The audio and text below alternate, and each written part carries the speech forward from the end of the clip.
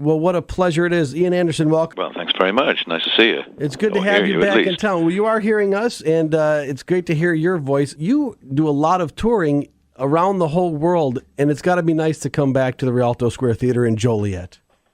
Well, it's nice to come back to anywhere. At my age, you kind of you think with a sense of relief you've managed to make it round again. And of course, a lot of musicians of my era, my peers, are no longer with us, and so we're often reminded of the fact that we are lucky, those of us still doing it, to be treading the boards of any theatre, anywhere, anytime. But yeah, some of the great classic theatres of the USA are a special treat, because I'm a theatre guy. I don't really like playing those kind of sports halls and multi-purpose venues that have been perhaps less sympathetically designed for entertainment than traditional theatres. I enjoy the old-fashioned theatres best. This is an Ian Anderson solo tour. So when you do a solo tour, Ian, how do you go about selecting the song list from such an illustrious career? Well, first of all, really, when I do Jethro Tull shows, which I've just kind of finished doing in the middle of September, that we wound up doing Jethro Tull shows. We've been on tour doing Jethro Tull stuff since February of this year, so it was a long haul of various shows in different parts of the world. And then I kind of switched to doing the Ian Anderson stuff. Really gives me a chance to stretch out a little deeper and a little wider into the Jethro Tull back catalogue, and not feel perhaps more restrained regarding choosing only the heavy hitters, the best-known songs from radio play or from Reputation, and the more rock songs. Gives me a chance to go into some of the other stuff, the acoustic songs, the more esoteric pieces over the years, and then obviously to try out a few new songs as well, which we do, and play a couple of songs from the world of classical music, and just generally speaking, it's broader and deeper, but most of it is indeed Jethro Tull catalogue that I play on Ian Anderson tours, because I am the guy that wrote the music, and in many cases I'm the guy who played most of it in the studio. Sometimes there are those songs that really, although it's a Jethro Tull album, I'm kind of the only person on them. When you talk about an Ian Anderson composition, from the Jethro Tull albums to the solo stuff, it's like a good movie or a book. You can return to it as a fan time and time again and hear something new, discover little subtleties that may have not been prevalent before. When you're working away at a tune, layering sound and putting little effects in there and little motifs that come and go, how do you know when a song is done? Like a painting, how do you know when it's time to say, okay, this song is finished? Well, rather like a painting, it's very easy to keep putting paint on the musical canvas and realizing you put too much there, and very often it is, I think, a mark of maturity, really, to recognize that it's done maybe a little earlier than you might have done when you were in your 20s and you felt compelled to keep trying new things and putting another little touch here and something else there. And so when I look back on some of the music that we played in the early 70s, some of it is a little, I think, too dense. There's too much going on, but it was a density born of enthusiasm, a density born of genuine interest and wonderment at what you could do with music. So I think we all perhaps played into it a little bit too much, and sometimes things would have benefited from letting a little daylight shine through the dense arrangements. But that's something I think you learn as you go on through life. And indeed, when I listen to that genre referred to as prog rock, I listen with ears that sometimes become clogged up relatively early on, whether it's Yes or Emerson, Lake and Palmer, or early Genesis, or King Crimson, whatever it might be. Sometimes there's just so much going on that it's your ears become fatigued. And I think we made one particular album like that, a Passion Play in '73, which just didn't seem to let up. It was just so dense. And although I play a little excerpt of that on stage during this tour that we're doing right now, it's very rare that we dip into that one. Although we do have some plans afoot to do the whole of Thick as a Brick. Is that right? In a couple of years' time. Now, when you go back to something as vast as Thick as a Brick, do you ever say, "Whew, how do I play this again?" Are there any things that are tricky for you to relearn? Well, I haven't played all of Thick as a Brick since 1972. We only played it really for a UK tour, some dates in Europe, a few in Australia and Japan, and I think a couple of tours in the USA, but it really just took place in that 1 year, and it was never played in its entirety again, although we've often included some, 10-minute excerpt of Thick as a Brick in our shows over the years, but we've never played all of it. So I deliberately went back a few months ago to actually go through the whole thing from top to tail, and just to see how difficult it was, how easy it would be to realize that in other parts of that music and performance today, and all of it is doable, and it's not actually that difficult to learn. I think from my perspective, although I had to sit and kind of figure out now, what was I doing on the guitar? How did I play? How did I physically play that bit? What is that but chord? It kind of comes back to you in most cases, even with the passing of some 40 years. Somehow it just starts to fall under the fingers again after a few minutes, and you remember how you did it. And some songs come even easier than that. But I have to say there is one chord in one song that I'm playing at the moment on stage, and I really, for the life of me, cannot fathom out how I played it or what I played back when I recorded it in 1971. So you're trying to sound at least similar. It's a really tricky, it's just some quirky little thing, and I haven't quite nailed that yet, even after several attempts to try and work it out. Fans go to JethroTull.com, and there's always something new to discover there about the band. One of the things that I know gnaws away at you from fans is with Keith Richards now doing his autobiography. Will we see the Ian Anderson autobiography anytime soon? Well, you see, Keith Richards has a very larger-than-life popular history behind him, and whether or not it's all entirely true, we can't really be sure. I mean, Keith Richards, on the couple of occasions I briefly met him, seems a very, quiet, charming, respectful and respectable guy. But, of course, the stories about him, which are fairly legendary, would suggest some kind of really, crazed hellraiser and someone who is right up there in the ultimate rock and roll hierarchy of sex and drugs and scandal and over-the-top behavior. And I guess there's a little truth in everything, and doubtless Keith, in his book, will reveal what he feels it appropriate to reveal. And, the trouble is, in comparison, I just wouldn't have a book. I would have a paragraph, because, in all sincerity, I'm the guy I'm probably the only guy, although they say Frank Zappa also was of this ilk, that he actually never took what were popularly termed drugs. I mean, he smoked cigarettes, right. And I don't know whether he enjoyed a glass of Chardonnay or not, but he never took what were popularly termed drugs. And I have this on account from people who were very close to him. And I'm the only other guy I know who never took drugs. Yeah, you and Ted Nugent. That straight away, I'm kind of out there in a different world from not only most other musicians, but most other human beings. Yeah, right. And consequently, I don't really have those kind of wild, hell-raising sex, drugs, and rock and roll stories. And when we were on tours and opening out for Led Zeppelin back in '69, we were aware they were a pretty hard partying bunch of guys, and in a way we were kind of fascinated about it, but ultimately, when the option came up to go to a Zeppelin after-show party and join in the fun and frolics, or to retire early with a good book in front of Dick Cavett or Joey Bishop, then I'm afraid the latter won. And I tended to be someone who then and now likes to be in bed by 11 p.m. if at all possible, because I usually wake up early in the morning, and so I like my early mornings rather more than staying up all night, which I just can't do, never could do. That never was your thing. Well, and the band doesn't seem like that. It never seemed like a heavy metal party all night band. Your music was much too complex to perform high. And you talk about bands who or musicians who didn't do drugs: Frank Zappa, Ian Anderson, Ted Nugent, and you and Ted are still out on the road doing it and still creating music. Have you ever met Ted Nugent?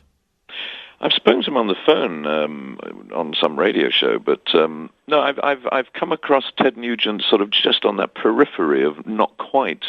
I think we were once on some kind of weird, wacky festival together, but at different times of the day, and we didn't cross paths. But Ted Nugent being, I suppose, an archetype of Middle America, sort of comes across as kind of ultra-conservative, hunting, shooting, fishing kind of man's man.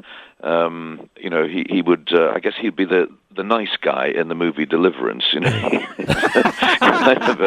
Kind of a scary sounding character. But you see, my own background being, living in the country as I do, and being not an ultra conservative, but someone who's over the years done a fair amount of hunting and shooting and fishing and so on. I guess we'd probably have a lot of things in common, but it's. He I guess has cultivated the kind of wild man image, and you have this. I have this feeling if I was to bump into Ted Nugent, I'd have to be very careful to make sure that I announced who I was before getting into any other kind of conversation, because it might be that politically or socially we might have some violently opposed views. There you go. But who knows? Maybe he'd let me hold his crossbow.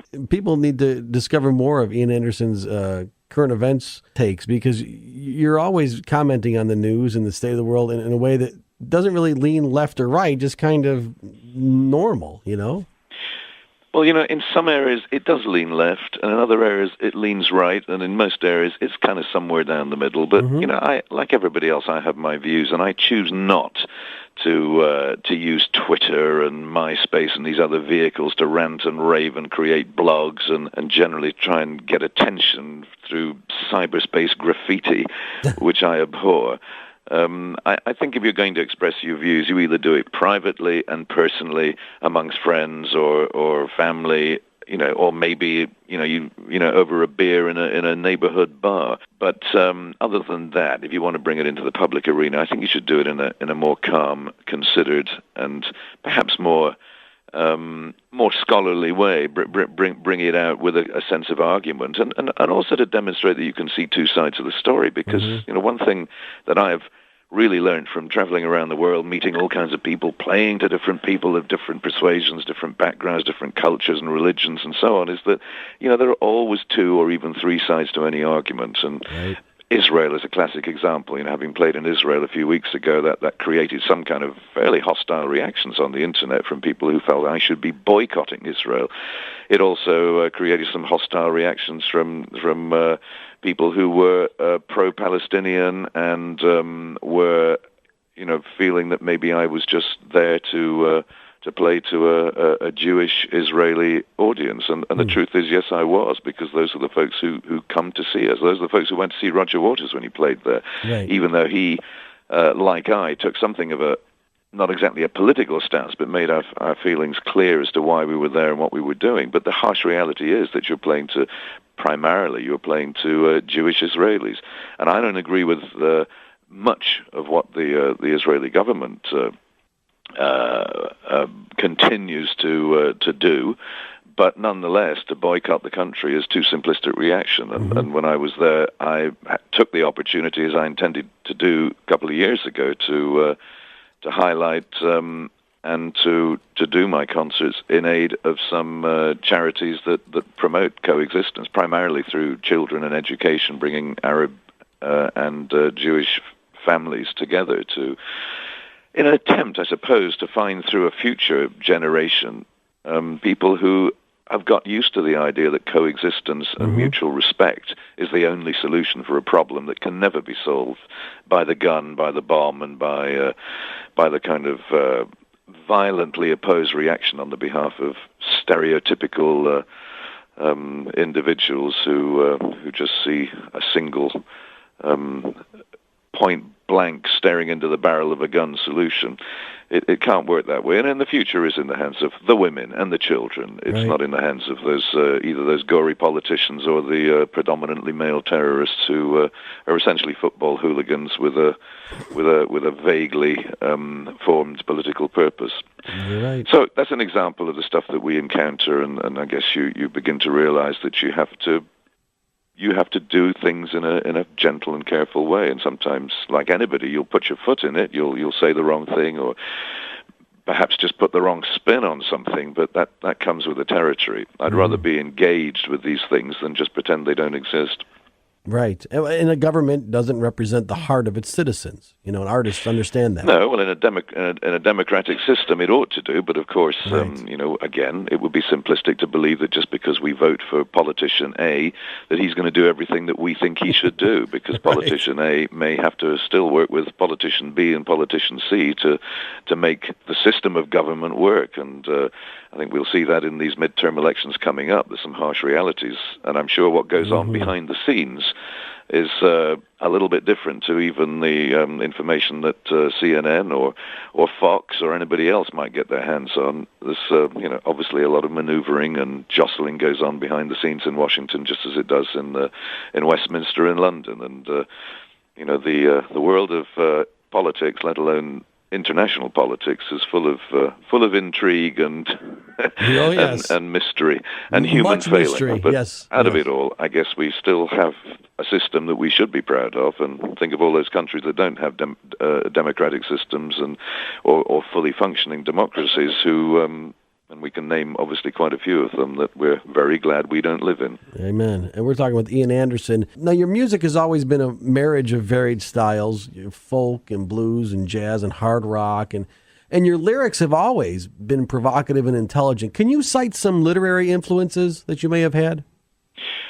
Not really, because I think most of, I'm not a very well-read person. I enjoy reading and have enjoyed reading since I was a young teenager, and I was, in some ways, brought up with early American science fiction of the 50s and 60s. That was the genre that as a young schoolboy I started to read. But I kind of moved on, I suppose, in my teenage years into the murkier realms of the Jack Kerouac novels and the slightly more, more esoteric and slightly more bohemian kind of literature, and then finally found a genre that I really liked in the works of John le Carré, who's popularly known as a spy thriller writer over some 4 or 5 decades now, but has also written within that genre. He's a great writer, touching upon human failing, human character, and tells a great story through people. And he's a really truly wonderful writer that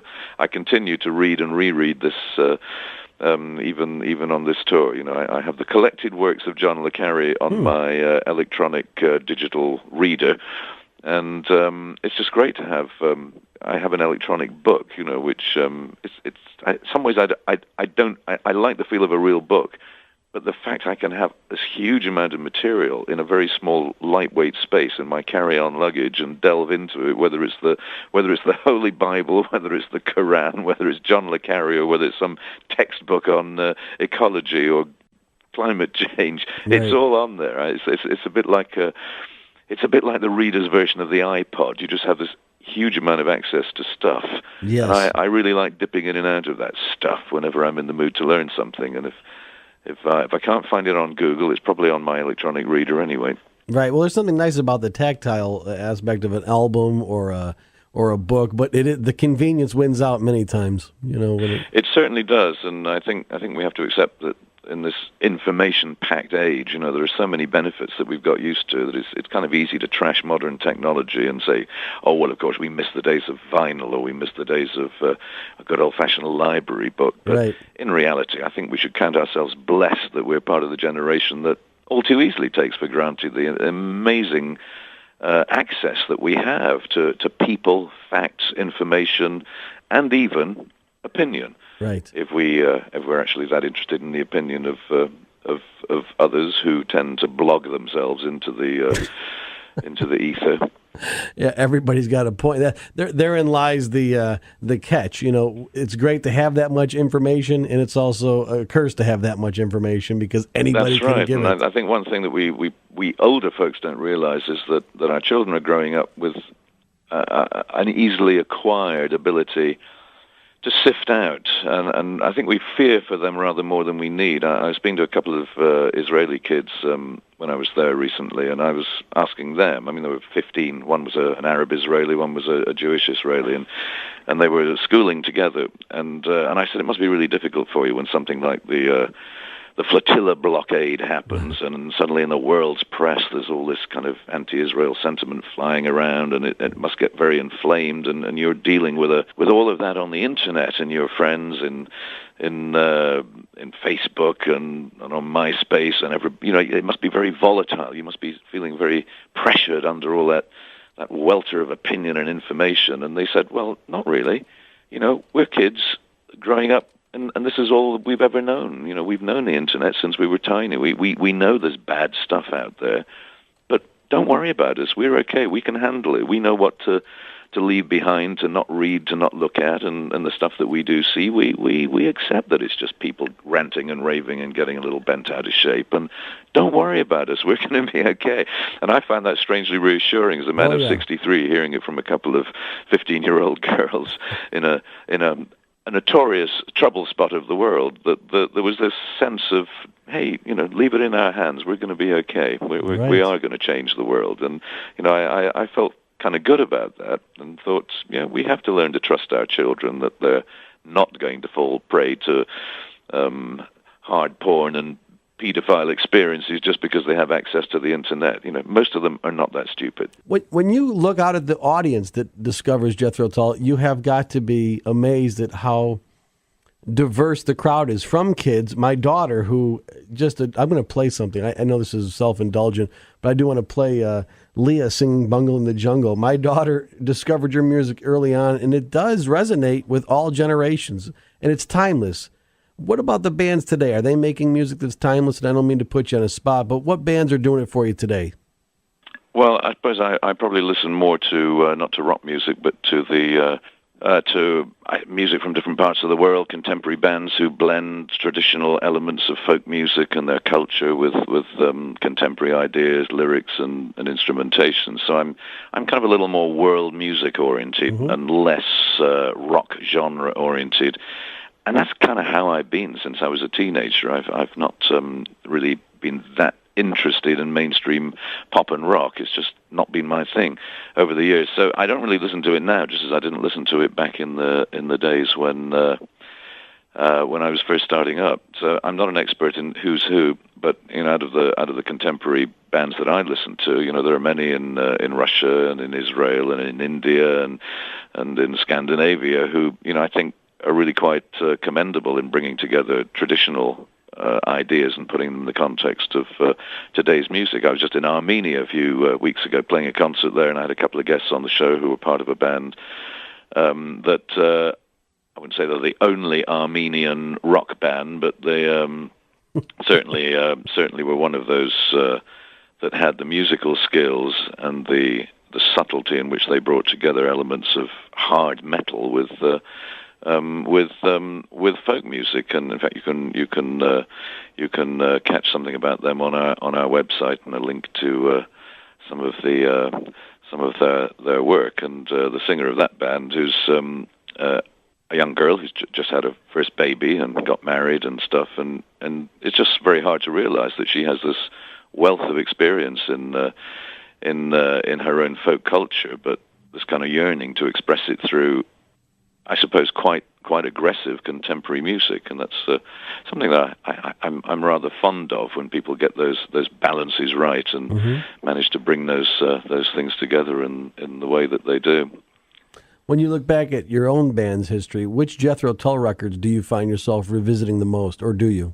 Well, I do listen to them a lot because, of course, I'm always having to go back and find songs from years before and relearn them to bring them into the stage set, perhaps for a few months or just maybe even a few weeks. And so I'm always kind of going back and checking stuff out. And I was going through the whole of Thick as a Brick a few weeks ago at home, just to see how I'd played all of that and how difficult it was, or not difficult as it turned out, to remember it and play it again.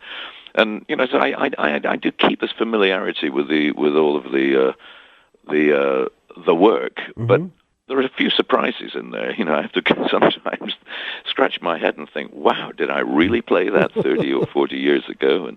And sometimes, I'm quite impressed with what I did. Sometimes I have a little inward private groan at some of the, some of the things that I've done. But, most of it, I think, provides a a bit of a feel-good factor for me personally. I think most of it I'm pretty pleased with. Amen. Oh yeah, just incredible music, an incredible artistry. And Ian, thank you so much for being with us today. It's a real honor to talk with you. Very good to talk to you. Thanks a lot for having me on.